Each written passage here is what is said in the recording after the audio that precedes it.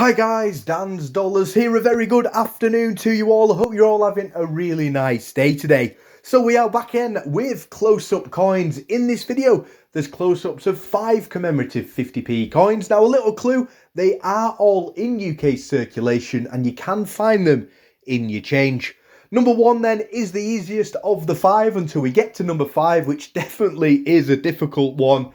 Every time we have played this game though, at least 3 people have managed to get them all correct. It really is incredible and it really does show everybody's coin knowledge at home. So below then, please do comment 1 to 5, followed by what commemorative designs you think are on these coins.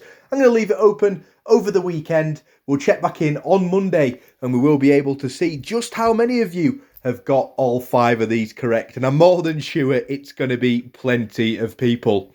I have actually put all 5 of these coins in a little loop at the end just so you can see them all and double check while you put your answers below. And again, a huge shout out to everyone that plays along on the Dan's Dollars games. Plenty more videos coming up this evening. Stay safe everyone. And as always guys, thanks for watching.